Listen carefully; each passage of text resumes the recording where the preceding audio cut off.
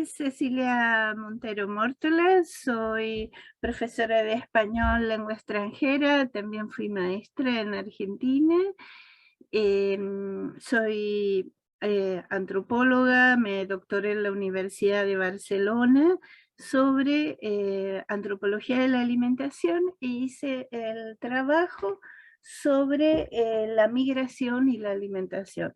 Previamente había trabajado en la formación de maestros indígenas en la zona amazónica y también andina, sobre un tema pequeñito pero muy importante, como todas las cosas pequeñitas, que es escuchar, ¿no? Y saber qué ocurre cuando uno escucha en la misma lengua o en contacto con otras lenguas.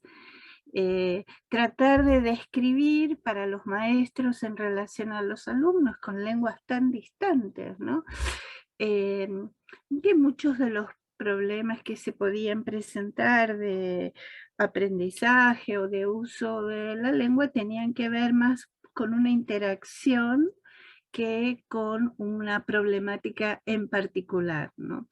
Y bueno, tuvo sus buenos resultados, ya que esta cosa tan chiquitita, cuando todo el grupo del Formaviap empezó a recibir a los maestros de las comunidades, en lugar de solo ver cómo hablaban, sino que también empezaron a ver cómo escuchaban, la capacidad interpretativa, la capacidad de inferencia, de identificación, cuáles eran las reglas que estaban. Bueno, fue una experiencia muy linda. Hay un artículo mío hace mucho tiempo, como 20 años, en Cuadernos de Pedagogía.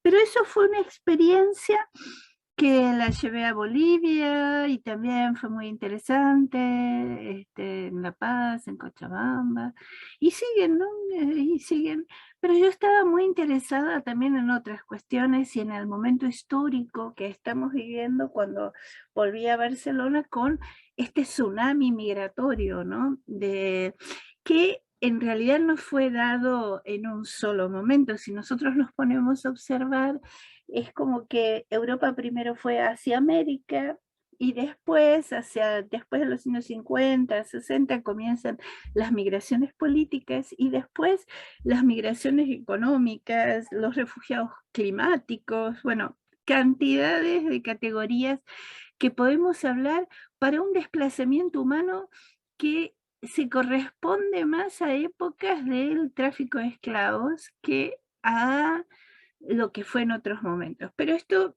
es para también destacar cómo la gente va construyendo, ¿no?, su vida, que los hechos individuales también están relacionados con los colectivos y viceversa, ¿no?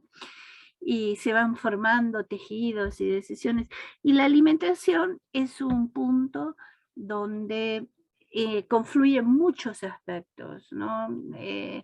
Confluye lo relacional, la salud, el medio ambiente, la economía, las relaciones históricas, los lugares, un montón de cosas, ¿no? Y entonces, claro, uno dice, voy a hacer la receta de tal, sí, es muy interesante, pero o nos vamos a reunir a comer un ajiaco. Y entonces, no, fulanito va a traer empanadas de choclo.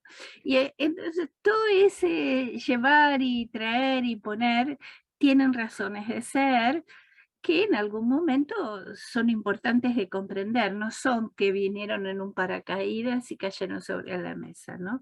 Y por algo alguien puede tener una filia, es decir, que lo quiere, que esto, y otros que dicen, ya, eso no quiero, por favor, que eso no me gusta.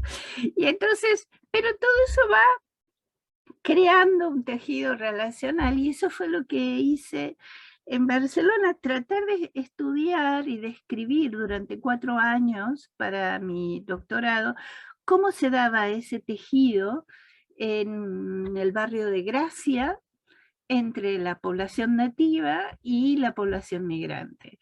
Y darme cuenta que había rasgos específicos por ambas partes, pero que esos rasgos también se mezclaban y se diluían y generaban otras cosas, ¿no? O sea, por ejemplo, eh, espaguetis con guacamole, ¿no? Y entonces, o somosas con pan con tomate. Entonces, había ahí, y menos mal que es así, porque de alguna forma eso habla, si lo vemos para atrás, de que esas personas comparten, charlan, están hablando de relaciones, ¿no? Entonces estuve viviendo las relaciones en la adopción internacional, los matrimonios mixtos.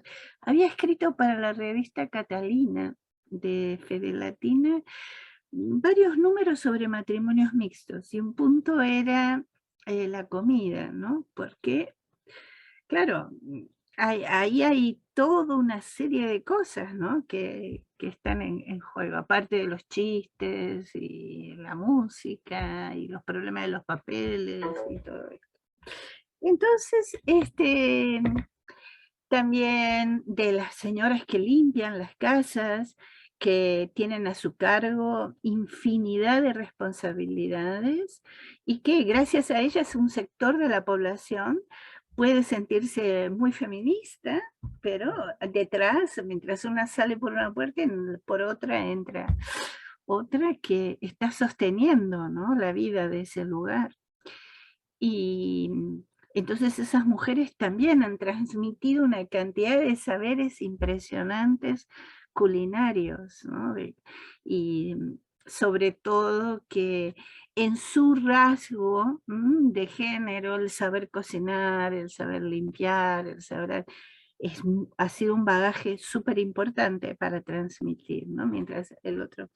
Es muy interesante ver, por ejemplo, las pirámides de edades en la sociedad española y la sociedad latinoamericana. La sociedad española no tiene en sí, en nativos, mucha gente que nazca. Entonces, cuando tú miras la latinoamericana, ves exactamente lo que le falta a una, le sobra a la otra. Hay una complementariedad. Entonces uno no tiene por qué extrañarse que haya migración y todo este tipo de cosas, ¿no? Entonces, esa complementariedad se da a muchos niveles. Por eso los discursos hay que analizarlos con prudencia. Y bueno, trabajé eso y en un momento yo estaba muy, muy preocupada al ver que la gente tiraba muchas cosas, las bolsas por todas partes, el mar. En Barcelona cada vez más las lanchas, ¿no?, que pasaban para recoger la basura del Mediterráneo, que cuando yo era más joven, que había ido muy jovencita y que fui a estudiar, después me fui a Francia y a Suiza y estudié ahí también antropología, también me fui al Cusco a estudiar quechua, lingüística y todas esas cosas. Yo veía una diferencia de frecuencia, ¿no? Y también que cuando me metía en el agua a las 2, 3 de la tarde ya estaba todo como que había una espumita ahí de algo que estaba sucio, y decía, pero ¿qué pasó aquí? Bueno, y luego la cantidad de plástico. Y entonces empezó, pero claro, yo estaba terminando una cosa y justo coincide la crisis del 2008, todo esto, y unos debates públicos acerca de las normativas que se iban a llevar con los residuos urbanos en la ciudad, ¿no? Porque claro, era notorio que había demasiado, ¿eh? Al mismo tiempo, yo lo que veía era que la población migrante tenía una relación de reuso y de reutilización mucho más marcada. Entonces las bolsas de plástico las usaban para el cubo de la basura, o para guardar la ropa de invierno cuando era verano, o para guardar algún alimento en casa, incluso los Tetra Bricks, hacer bloques de hielo para llevar la comida a la playa, bueno. Entonces, las botellas también, había una cantidad de aplicaciones, claro, y ahí es donde yo me daba cuenta que más que ser migrante también tenía que ver con una capacidad y unos ingresos. Bueno, Luego, las fiestas de gracia, las decoraciones cada vez más eran provenientes de la basura y unas cosas preciosas realmente. Y yo aprendí a tejer al crochet antes de leer y escribir. Mi mamá me había enseñado, yo a los 4 años, por ahí, ya estaba haciendo cadenitas, cadenitas, y ataba todos los muebles que había en la casa y cosas así. Entonces, cuando empecé a ver que dije, no, esto es muy interesante. Y con unas migrantes bolivianas que había en el barrio, yo vi que hacían cosas muy bonitas, una hacía sombreros, otra, y dije, no, no, yo me voy a poner ese día. Entonces así nació ese artículo de bolsas de plástico y lazos sociales, y escribí, fui a la Sorbona a dar una conferencia y estoy en el grupo, y entonces yo también tejo, ¿no? Y hago estas cosas. También mi mate, como ves, es de un yogurt y afuera está tejido con bolsas de plástico, ¿no? Eh, y hago para los posavasos, esto es para poner la tarjeta del metro. Y bueno, y también ahora para la Navidad, como estoy trabajando en un café inclusivo con chicos que tienen síndrome de Down y otras dificultades, entonces este es el muestrario de las guirnaldas para la Navidad, ¿no? Son opciones, por supuesto que ellos hacen cosas a veces muy superiores, lo que pasa es que yo tengo que dar algunas sugerencias, nada más. La cosa es, no soy la única persona que hace esto, es todo un movimiento. Esto también habla de cómo hay una tendencia humana a que la basura pueda ser un recurso. El problema que tenemos actualmente es que tenemos más basura que recursos, y entonces tendríamos que controlar antes de producir basura y reducir, ¿no? Entonces, lo cierto es que en una oportunidad Fede Latina también me llamó, esto fue creo en el 2009 o en el 2010, y entonces yo hice, en el Día del Migrante, que es hoy, justamente el 18 de diciembre, es el Día Internacional, eh, en varias ocasiones yo hice unos talleres muy grandes en, y salió en algunos periódicos también, y ahí participaba todo tipo de gente, y eso me encantó, porque de pronto te encontrabas a la jefe de un centro cívico con una señora que iba a limpiar, o con una madre o ama de casa que estaba ahí, y todas estaban aprendiendo a hacer los hilos con las bolsas, a tejer lo que ya sabían, o una le enseñaba a la otra. Los niños estaban encantados haciendo unos juegos que se hacen con botellas de plástico, que son los va y viene. Y entonces, bueno, sigo con eso. Y también eso me ha llevado a ver durante la pandemia las relaciones de la limpieza, la comida, las responsabilidades en el grupo doméstico, ¿m? Que mm, estando tantas horas encerrados y que no se ha dado el espacio dentro de ese grupo, que fuera de la madre o del padre los niños también participen, vivirlo más como una oportunidad para que, bueno, Juanito aprenda a pasar el trapo sobre la mesa, Pepita a cerrar el cubo de la basura, el otro para doblar las toallas, el otro para cargar la lavadora, o sea, son toda una cantidad de actividades que, si todas están depositadas sobre una persona que, porque es mujer, eh, bueno, puede ser desbordante en un contexto como este, y es así que recibí varias personas con las que les había hecho entrevistas. Entonces, ahora todo esto, y claro, después la mujer le duele la espalda, tiene que ir a ver la vesícula, la cabeza, entonces, digamos que los padres no pueden hacerse cargo de todo. Una cosa es hacerse responsable de la educación, y eso es parte de la educación. No, o sea, la instrucción es una parte, si no es un ping-pong entre la escuela y los padres. Ah, no, esto le corresponde, no, esto le corresponde. Los chicos van en la pelota del ping-pong, ¿no? Para un lado, para el otro. Y entonces al final dicen, pues dejo todo, total, esto no les importa, yo voy como una pelota para un lado, para el otro. Y ahora estoy un poquito enfocada sobre eso. Ah, también hay unas mujeres en Extremadura, que son las de Tejiendo la Calle, que ellas hacen toldos con los tejidos, ¿no? Y unos toldos preciosos de colores que van trabajando durante el invierno. Ellas han sacado un libro ahora que se llama así, Tejiendo la Calle. Y actualmente en invierno están haciendo tareas solidarias de bufandas o algo por el estilo. Lo pillé por ahí. Y después, en México, para los terremotos, con las bolsas de plástico lograron hacer un montón de esterillas para la gente que tenía que dormir al aire libre porque había perdido su casa. En muchos lugares, en horas, ya tenían por lo menos dónde apoyar la espalda. Y en Argentina, en Tucumán, un grupo de biólogas están haciendo un trabajo donde participan hombres y mujeres, porque esto también es interesante. Yo en muchos talleres he tenido hombres que han aprendido a tejer, y muy bien, realmente. Y entonces, bueno, no, ahora me acordaba de las flores que hago con las bolsas de plástico, ¿m?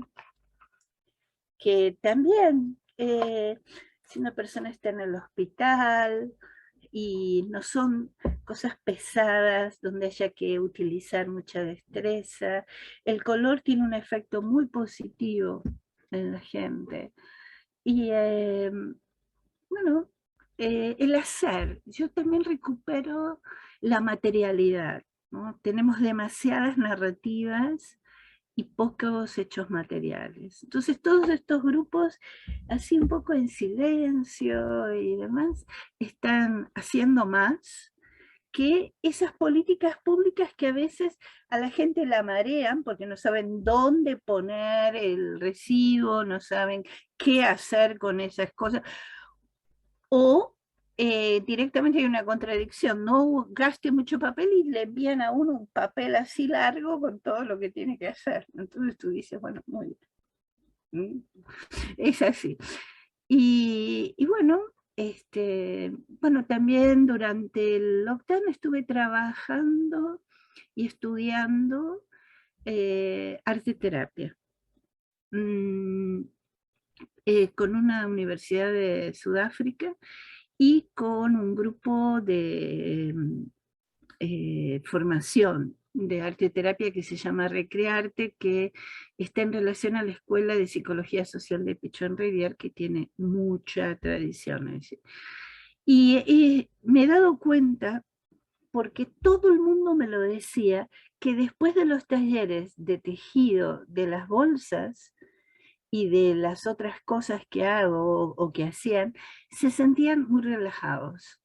Y no solo relajados, sino que encontraban el lugar donde poner algunas cosas, eh, clasificar, que ya había cosas que se ordenaban, ¿no? Y yo dije, bueno, aquí esto evidentemente tiene un efecto psicológico. Yo también recuerdo una mujer que no le daba ninguna importancia a las bolsas de plástico. Estábamos en un taller como 20 personas y le había sobrado y dijo, no, no, no, esto yo me lo llevo, lo voy a doblar porque el sábado que viene no sé quién y entonces le voy a enseñar y ahora. Entonces todo un efecto de multiplicidad.